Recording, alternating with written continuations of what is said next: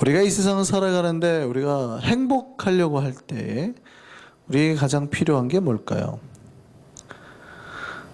우리가 행복 추구권이라는 게 있잖아요. 권리가 있단 말이죠. 영어로 그러죠. Right pursuit, happiness 이렇게 말하는 행복 추구권이라는 게 있단 말이죠.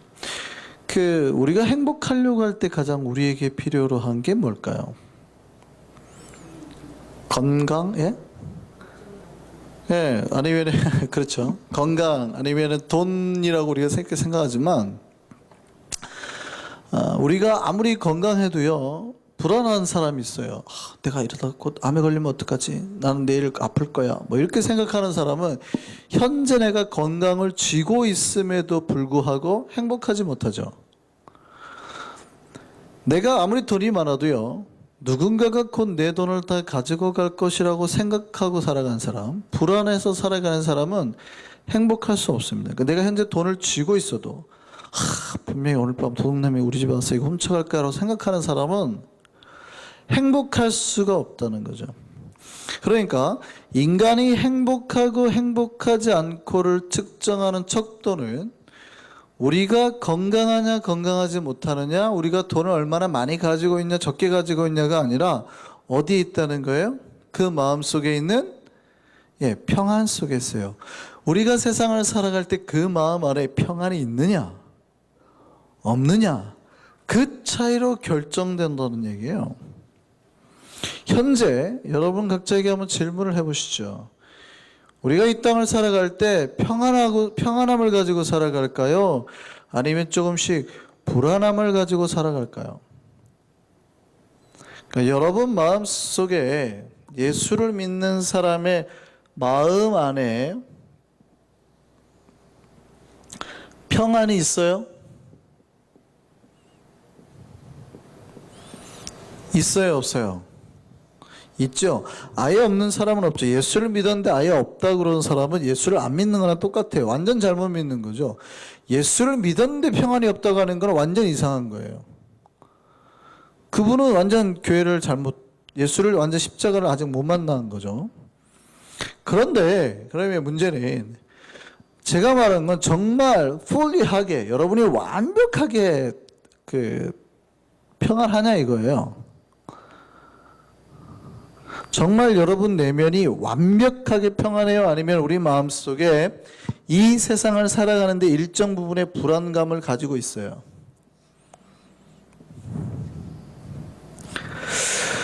어떻게 보면 제가 이 세상 사람들로만 봐도 그런데요, 완전한 평안을 가지고 살아가는 사람은 없는 것 같아요. 그러면 이제 문제는 교회 다니는 사람인데 예수를 믿는 우리 안에는 그런 완전한 평안이 있을까요? 각자에게 한번 질문을 해보시죠. 왜 우리는 약간 불안한 인생을 살까요? 그러면 우리는 도대체 뭘 가졌을 때 평안할까요? 여러분 잘 생각해 보세요. 자, 우리가 이 평안이라는 단어를 정확하게 알려면 이 반대말을 보면은 정확하게 알아요. 평안의 반대가 뭐예요? 불안이죠. 여러분 삶이 언제 불안하다고 생각하세요? 여러분이 불안하지 않을 때는 언제예요? 내가 이제 좀 안 불안하구나 라고 느낄 때가 언제예요? 이것은 실제 내가 현재 가장 무엇을 많이 의지하고 있느냐에 따라 이제 정확하게 알 수 있는 퀘스천입니다. 여러분이 의지하고 있는 게 뭐냐? 내가 의지하고 있는 걸 툭 차도, 여러분이 의지하고 있는 걸 제가 발로 툭 차도 여러분이 안 쓰러지고 있으면 그걸 의지하고 있지 않는 건데, 만약에 사탄이 와가지고 그거를 툭 차고 여러분이 툭 쓰러지잖아요. 그럼 그걸 의지하고 있는 거예요. 근데 이제 사탄이 와가지고 툭 찼는데 넘어질 거면 의지하면 안 되는데, 사탄이 아무리 발로 차고 몸으로 밀고 해도 안 넘어질 거라면 의지하고 살아야 되는 거예요. 그게 뭐냐는 거죠. 지혜가 있으면 과연 우리가 무엇을 의지하고 붙들고 살아야 될 건가에 대해서 여러분이 분별을 하셔야 된다는 거예요. 자, 여러분이 인생 살 때 여러분이 언제 불안하지 않아요? 여러분이 뉴욕에서, 이 뉴욕이라는 것은 정말 제가 제일 많이 들었던 거, 목사님, 2달만 일 안 하면 홈리스 됩니다. 이런 말. 이런 뉴욕에서 우리가 언제 불안하지 않을까요? 뉴욕을 살아가는 우리가 언제 가장 불안해요? 반대로 제가 질문했습니다. 그럼 언제 가장 불안해요? 뭐니 해도 머니죠. 돈이 없을 때. 우리에게 돈이 콱 채워지고 많이 채워지면 불안하지 않을까요? 그렇게 생각하는 분이 있다면 이 사람에게는 돈이 나에게 평안을 주는 존재가 되는 거예요. 그러니까 우리가 과연 무엇으로 평안해 하는가라는 걸 여러분 찾으셔야 된다는 거예요. 많은 사람들이 자신의 평안을 환경에서, 세상에서 찾습니다. 이거는 모든 세상 사람들이 선택하는 방식이에요. 우리가 그거를 탓할 필요는 없어요. 왜냐하면 그분들은 그렇게 살도록 훈련됐어요. 어렸을 때부터 부모님들한테, 학교에서 아니면 TV에서 그렇게 살도록 훈련이 된 사람들이기 때문에 그들이 뭐 돈 따라다닌다고, 그들이 명예 따라다닌다고 우리가 비판할 필요는 없어요. 문제는 예수 믿는 사람이죠. 예수 믿는 사람은 무엇으로 평안해 할까요? 자, 이제 여러분 각자의 마음에 한번 질문해 보세요. 여러분의 마음이 언제 가장 평안해지세요?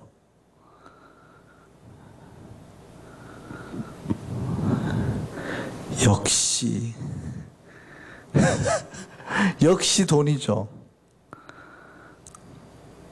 왜 뉴욕 살아갈 때 돈이 좀 많아지면 왠지 이제 진짜 가을철 곡식 이렇게 쌓아놓은 것처럼 든든해지지 않아요?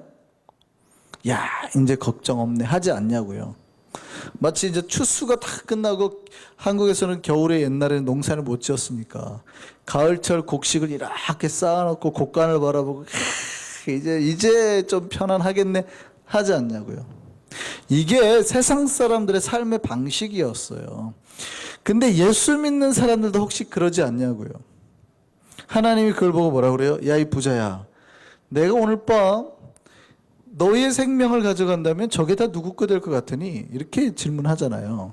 근데 우리는 하나님이 오늘 밤 우리 생명을 가져갈 수도 있는데 사실은 그런 거는 눈 하나 깜빡 안 하고 자기 죽을 줄 모르고 어디에 평안함을 느껴요? 이거에 평안함을 느낀단 말이죠. 세상 사람들도 돈으로 평안함을 느끼고 돈이 채워질 때 그러니까 안전함을 느낀단 말이에요. 제 말은, 여기서 말하는 평안은 예수 믿는 사람들도, 제가 죄송하지만 세상 방식대로 많은 분들이 돈이 많아질 때 편안해해요. 굉장히 편안해해요. 반대로 내 수중에 돈이 떨어지면 불안해해요. 우리는 예수 안에서 산다고 하면서도 아직도 세상의 방식의 지배를 벗어나고 있지 못하다는 증거죠. 오늘 본문에서 예수께서 우리에게 주시기를 원하는 게 뭡니까? 지금 이 본문은 예수님이 잡히시는 그날 밤 얘기하시는 거예요. 예수님이 죽으려고 하는 날 밤 얘기하신다고요. 그 예수님이 어떻게 해요? 막 불안해하지 마 이게 아니거든요. 지금 그런 분위기가 아니에요. 여러분 잘 보셔야 돼요. 예수님 곧 있으면, 조금만 있으면 잡혀요. 그리고 몇 시간 지나면 죽은단 말이죠. 그 상황인데 뭐라 그러냐면 불안해하지 말아라 이렇게 말하는 거예요. 니네 불안해하면 안 돼 이런 게 아니라, 예수님이 그 어떤 자기의 죽음 앞에서 가장 우리에게 던져주기를 원했던 게 뭐예요? 평안이에요. 평안. 예수님 오늘 본문 보면 우리에게 뭘 주신다고요? 평안을 주시겠다고요. 이 세상 살아갈 때 아무리 위기가 오고 여러분의 위기의 때가 오는 줄 우리가 감지해요? 못해요? 못해요. 못한다니까요. 여러분 1시간 뒤에 교통사고 날 걸 감지를 해요? 못한다니까요. 우리가 곤충들보다 못해요. 홍수가 나면 곤충들은 다 떠나가지만 인간들은 거기 남아서 죽어요. 우리가 예지력이 있어요? 미래를 알아요? 천만에요. 인간이 레이더를 보고 세상을 보는 것 같아도요, 정말 아둔하게 살아가는 사람, 미련하게 살아가는 존재가 인간이에요. 그런데 이 세상 살아가는 우리에게 예수님이 불안하지 않게 하시겠다고요. 그래서 우리에게 이 세상에게 우리가 사는 동안에 평안을 주시겠다. 우리에게 평안을 주시겠다. 뭘 주신다고 예수님이? 평안을 주시겠다. 그런데 잘 생각해 보세요. 평상시에 돈이 채워지면 평안을 느꼈던 사람은 오늘 이 말씀을 받고 은혜를 받습니다. 이제 내 방식대로 해석을 해버리는 거죠. 어떻게 해요? 내가 너희에게 불안하지 않게 돈을 넘치게 하리니 이로 해석을 하는 거죠. 내가 너희에게 평안을 주노라. 그러면 내가 너희를 불안하지 않게 돈을 넘치게 하리라. 이렇게 받아들인다는 거예요. 생각해 보시죠. 예수님이 주려고 했던 평안이 그런 평안일까요? 여러분 잘 생각해 보세요. 세상 것은 여러분 조금만 하면 여러분이 평안하다고 느끼는 거지 실제 평안한 게 아니에요. 그러니까 느낌이 그렇다는 거예요. 이해되세요? 돈이 많으면 내가 좀 더 안전하겠다라고 내가 느낌상 그렇게 하는 거지 안전해요, 안 안전해요? 안 안전해요. 여러분 오늘 밤 목숨 가져가는 건 똑같다니까요. 근데 우리는 돈이 좀 많으면 내가 좀 더 안전하겠구나라는 착각 속에 빠지는 거죠. 그걸 누가 주는 거예요? 사탄이 주는 거예요. 우리가 돈이 많으면 덜 불안해하는 경향이 있어요. 그러면 보세요. 예수님도 돈이 많으면 불안해하지 않으셨고 돈이 없으면 불안했을까요? 아니죠. 그런 돈이나 물질과 상관없이 예수님은 똑같이 평안함을 누렸어요. 예수님이 평안함을 누리셨던 것은 돈 때문이 아니라는 거죠. 그럼 예수님이 평안함을 누리셨던 것은 뭐 때문일까요? 우리가 요한복음 14장을 앞에서 살펴봤으니까, 지지난주까지 계속 살펴봤으니까 뭐 때문에 그럴까요? 예수님이 누리는 평안함의 비밀. 내가 아버지 안에, 아버지가 내 안에, 이거예요. 그러니까 예수님은 하나님과의 관계, 아버지와의 관계가 철저하게 있으니까 절대 위험하지 않은 거예요. 그러니까 예수님 하나님 손 딱 붙잡고 있는 거예요. 그러니까 위험함을 느껴요, 안 느껴요? 안 느끼는 거죠. 평안하다는 얘기예요. 그러면 우리도 그 관계 안에서 평안함을 누려야 되는데 여러분도 똑같이 하나님이 내 아버지로 느껴지고 하나님의 손 붙잡고 있고 거기 안에서 어떤 환경이나 위험에서도 흔들리지 않은 평안함이 있어요? 여러분 잘 보셔야 돼요. 사실은 많은 분들이 하나님의 손 붙드는 것보다 돈의 손을 붙드는 걸 더 편안하게 생각해요. 더 평안하게 생각해요. 그런데 오늘 본문을 다시 한번 자세히 읽어보겠습니다. 27절 한번 자세히 읽어보세요. 예수님이 뭐라고 했는지. 평안을 너희에게 끼치노니. 분명히 평안을 우리에게 준다는, 여기 끼친다는 말의 원어 성경은 내가 평안을 너희에게 준다, 이 표현이에요. 내가 평안을 너희에게 주는데 어떤 평안이에요? 곧 누구의 평안? 잘 들어보세요. 누구의 평안? 나의 평안. 세상이 주는 평안도 있어요. 돈이 주는 평안의 감정, 환경이 주는 평안의 요소, 담벼락이 주는 어떤 안정감 같은 게 있단 말이죠. 담벼락을 높이 세워서 도둑이 못 들어오게 하고 전기를 치고 이제 좀 괜찮겠네라고 생각하는 평안한 감정이 있어요. 세상이 줄 수 있는. 그런데 예수님이 우리에게 주려고 했던 평안은 뭐예요? 거기에서 오는 평안들이었어요? 아니에요. 잘 보셔야 된다고요. 평안을 너희에게 주는데 곧 누구의 평안? 나의 평안. 예수님이 가졌던 평안. 예수님이 이 죽음 앞에서도 느끼는 평안함이에요. 이거는 돈으로 가질 수가 없단 말이죠. 이건 어떤 권력으로도 가질 수가 없단 말이죠. 오직 누구요? 죽음 앞에서도 내가 하나님 붙들고 있다라는, 하나님과 함께하는 그 깨지지 않는 관계에서 오는 평안함이에요. 우리가 교회 안에서 평안을 많이 얘기합니다. 평안을 너에게 주노라 그렇잖아요. 예수를 믿으면 우리가 평안한 가운데 삽니다. 이 평안함이 뭐예요? 예수를 믿으면 돈이 많아지니까, 예수를 믿으면 사업이 잘 되고, 예수를 믿으면 자손이 잘 되고, 예수를 믿으면 잘 돼요. 안 되는 거 아니에요. 근데 그런 것들을 통해서 얻어지는 평안이에요? 예수를 믿으면 사업이 잘 되고 자손이 잘 되고 그런 것으로부터 얻어지는 평안이에요? 그렇게 생각하시면 잘못하셨어요. 그 평안이 아니에요. 이 평안은 여러분이 하나님을 만날 때 얻어지는 평안이에요. 예수님은 비록 죽음 앞에 있었지만 그 하나님의 손 놓은 적이 없단 말이죠. 내가 너에게 평안을 주는데 그 평안은 돈이 많아서 생기는 평안이 아니라 담배가 높아서 생기는 평안이 아니라 내가 지금 누리고 있는 이 평안을 주겠다는 거예요. 다시 한번 잘 보세요. 27절. 평안을 너에게 끼치는 곧 누구의 평안? 나의 평안을 너희에게 주노라. 그 밑에 다시 한번 읽어보세요. 내가 너에게 주는 것은 그래서 뭐예요? 세상이 주는 것과 같지 않다. 세상은 돈을 줘요. 담벼락을 주고 이런 걸로 평안하게 만들어요. 예수님이 주는 평안은 그 세상에 주는 평안과 같지 않다고요.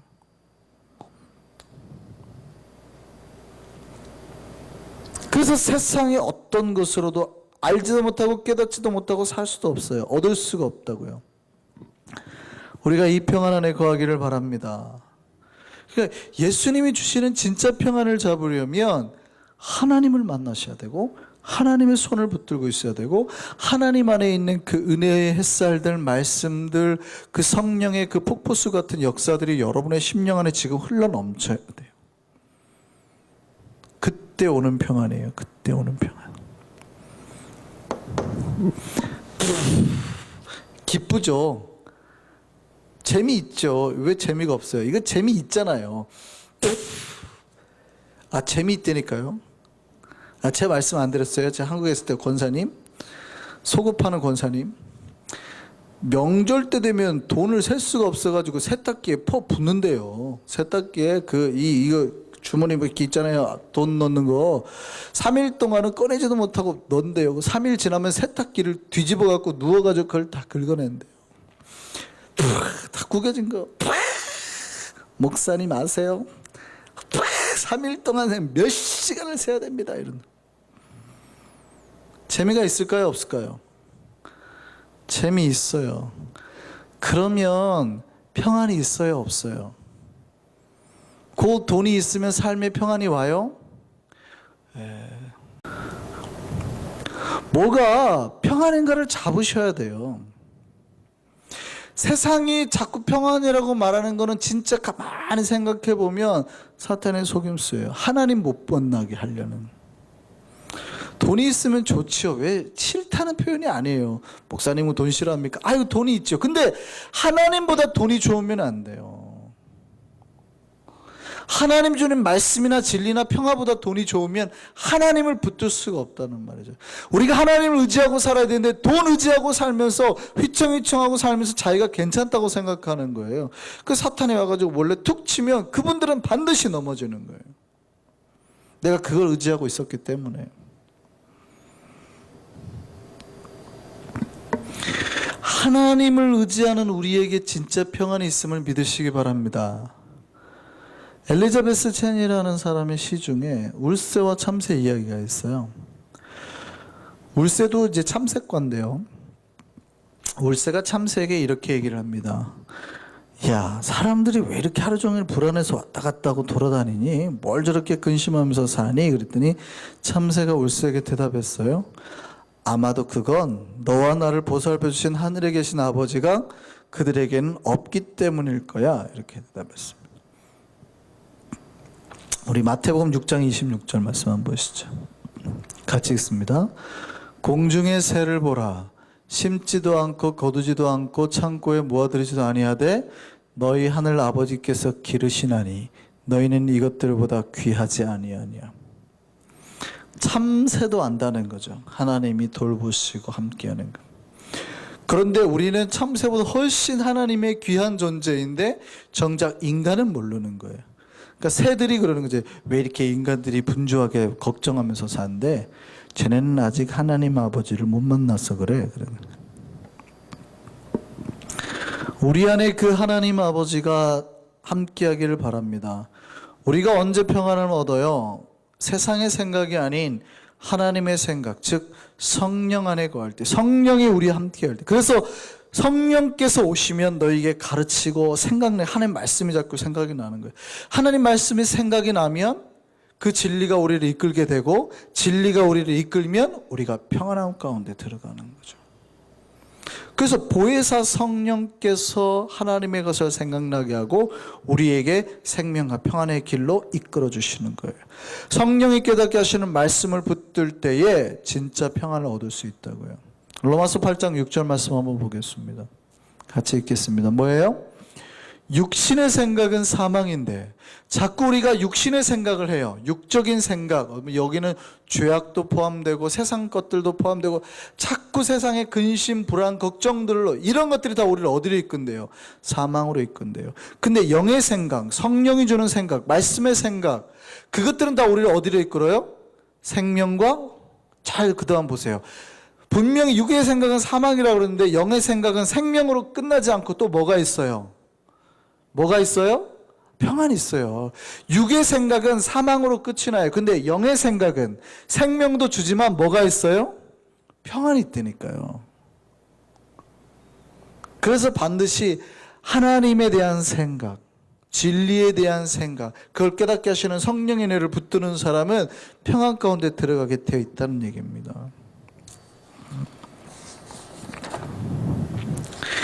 예수님이 주시는 생각은, 주시는 평안은 세상이 주는 것과 같지 않아요. 그러니까 정말 완벽한 평안이에요. 삶과 죽음의 경계까지도 사라져버리는 영혼의 평안이에요. 그러니까 우리는 세상의 평안은 뭐냐면 뭔가가 채워지면 평안해요.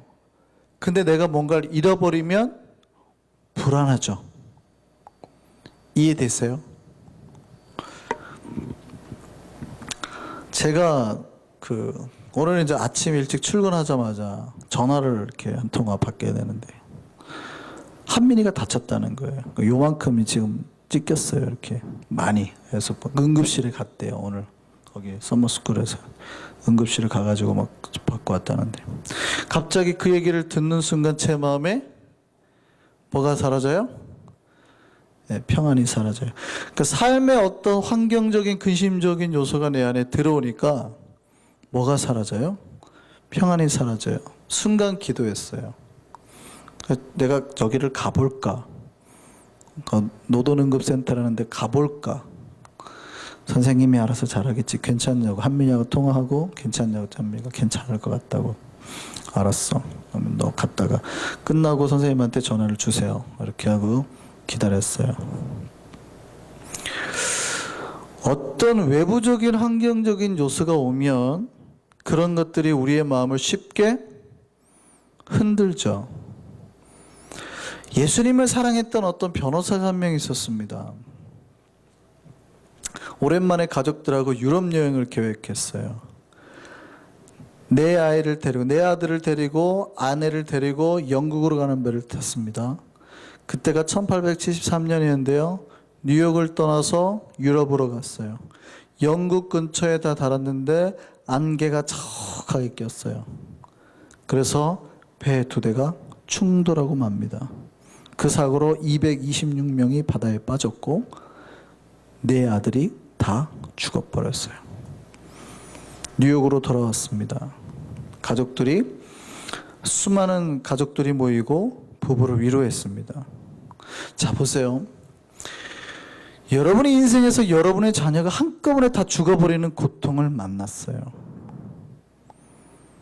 그런 완전 최악의 상황 아닙니까? 여러분의 마음은 어떨까요? 이제 지금 여러분이 가장 소중한 걸 다 뺏겨버렸단 말이죠. 제가 은혜를 받았습니다. 오늘 은혜를 받았어요.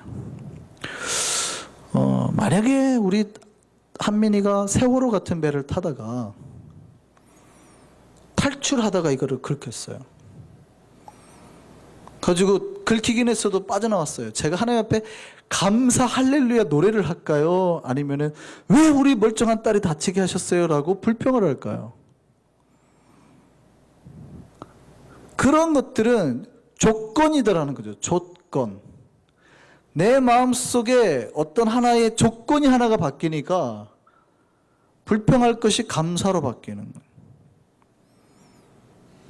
제가 오늘 하루 종일 그래서 감사했습니다. 그래서 아직까지 한민이 얼굴을 안 보고 그냥 잘 있다고 소식만 듣고 그랬어요. 이 변호사 이름이 스태포드였는데요. 이분이 그런 말을 했어요.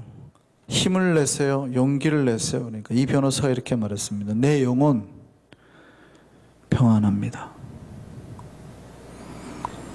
내 영혼 평안합니다. 아들이 넷이 한꺼번에 지금 죽었는데 내 영혼 평안. 이 사람이 평안하다는 말을 왜 할 수 있었을까요? 자식이 죽었는데 넷이나 한꺼번에. 그런 고통이나 공포가 하나님을 붙들고는 이 손을 놓지 못하게 하더라는 거예요. 얼마나 고통스럽겠어요, 많은. 조객들이 다 떠나가고 난 다음에 갑자기 그 마음속에 하나의 영감이 솟았어요. 그리고 찬송 하나를 작사하기 시작했습니다. 그래서 이런 가사가 나와요. 내 평생에 가는 길이 늘 순탄하든지, 그래서 간간한 잔잔한 강 같든지, 아니면 큰 풍파가 일어나서 무섭고 어렵든지 나의 영혼은 늘 편하다. 찬송가 413장이죠. 한번 같이 한번 보실까요? 찬송가 413장입니다.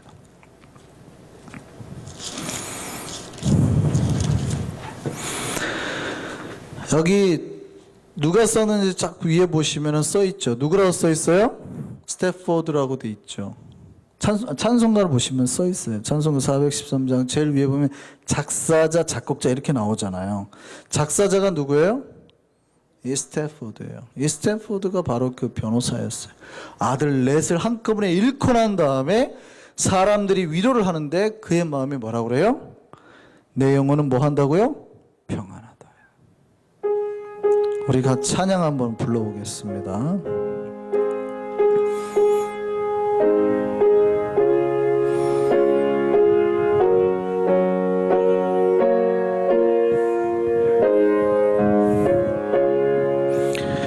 내 평생에 가는 길 순탄하여 늘 잔잔한 강 같은지 큰 풍파로 무섭고 어렵든지 나의 영혼이 늘 편하다. 내 영혼 평안해. 내 영혼 평안해. 저마귀는 우리를 삼키려고 입 벌리고 달려와도 주 예수는 우리의 대장되니 끝내 싸워서 이기리라. 내 영혼 평안해. 내 영혼 평안해. 내 지은 죄 주홍빛 같더라도 주 예수께 달으면 그 십자가 비로소 다시 쑤서 흰 눈보다 더 정말이라.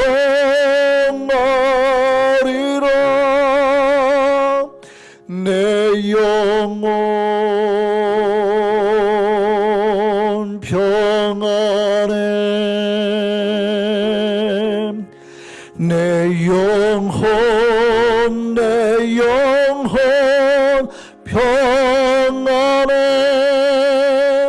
저 공중에 구름이 일어나며 큰 나팔이 울릴 때에 주 오소서 세상을 심판해도 나의 영혼은 겁없으리. 내 영혼 평안해. 내 영혼 평안해. 아멘. 우리가 진실로 주님의 그 평안한 가운데 있기를 원합니다. 여러분이 평안을 얻으려면은요, 주님 안에 있어야 돼요. 예수께서 아버지 안에, 아버지가 예수 안에, 이 역사가 반드시 있어야 그 평안함을 잃지 않아요. 무슨 얘기냐면, 예수는 이 땅에 사시는 동안에 단 한순간도 하나님 안에서 벗어난 적이 없어요. 그래서 평안했던 거예요. 죽음을 앞두고도. 예수는 분명히 이 땅에 사셨어요. 예수 그리스도 분명히 이 땅에 사셨어요. 그런데 예수는 하나님께서 허락하신 은혜의 배에 타고 있었어요. 하나님이 보여주신. 물론 이 눈에 보이지 않죠. 그러나 이 안에서 하나님이 인도하는 대로 사탄이 유혹해서 뭐라고 하냐면, 야, 너 그냥 돌덩이 팍 떡대서 만들어, 뛰어내려봐, 천하를 다 줄게. 어떤 유혹을 해도 하나님이 인도하시는 여기서 벗어난 적이 없다고요. 왜요? 하나님이 주시는 그 하나님과 함께 가는 그 길이 있었거든요. 왜냐하면 예수님은 아버지에게 맡긴 인생, 주님 안에, 하나님 아버지 안에 있는 인생을 사셨기 때문인 거죠. 여러분이 평안을 얻으려면 똑같아요. 주님께 맡긴 인생을 살아야 되는 겁니다. 맡긴다는 거는 이거예요, 이거. 여러분, 주님께 맡긴다는 거는 비록 여러분 존재가 바뀌는 건 아닌데 이 배를 타는 것과 똑같아요. 여러분, 배 탄다고 해서 여러분이 사라져요? 그건 아니죠. 근데 어디 안으로 들어가는 거예요? 배 안으로 들어가는 거죠. 배 안으로 들어가는 순간 이 배를 조종하는 사람은 누가 되는 거예요? 선장이. 내가 막 이 배가 어디로 갈까 근심하거나 불안해하거나 걱정하면 돼요, 안 돼요? 안 돼요. 여러분이 불안해하고 근심한다고 이 배가 갈 데를 안 가거나 그러진 않아요. 이 배는 이제 항해사 대신, 선장 대신 예수님이 이끄는 대로 갈 수밖에 없게 되는 거죠. 여러분이 그게 불안해가지고 배 밖으로 점프해서 내리는 순간 우리의 인생은 끝이 나요. 파도로 다 쓸려가는 거예요. 사탄이 요구하는 게 그거예요. 상어를 풀어나갖고 한 방에 뛰어내리기만 해봐 콱 우는 사자처럼 삼키는 거죠. 근데 여러분이 이 배 안에만 있으면 절대 안전하잖아요. 이게 하나님께 맡긴 인생. 이 배 안에 있으면 평안해요. 어떠한 파도가, 어떠한 상어가 와도 평안한 거예요. 근데 스스로 막 뛰어내리는 신자들이 있어요. 왜요? 불안하다는 거예요. 우리 선장 못 믿겠다는 거죠. 맡기는 인생은 여러분 자체가 바뀌는 게 아니에요. 배 안에 있는 인생. 여러분, 주님께 맡기는 삶으로, 진실로 주님 안에 거하는 삶으로 이 세상을 살아갈 때 평안히 살아가기를 바랍니다. 그 평안히 살아갈 때에는 조건이 있어요. 믿음이 있어야 돼요. 조종사를 믿는 믿음, 항해하는 선장을 믿는 믿음. 그 믿음이 있는 사람은 평안해요. 근데 그 믿음이 없는 사람은 불안해요. 우리 모두 주님께 우리의 모든 인생을 맡기고 주께 주시는 평안을 가지고 진짜 참 평안의 길, 예수께서 우리에게 주기를 원하셨던 그 평안의 길로 걸어가는 우리가 되기를 소망합니다. 기도하시겠습니다.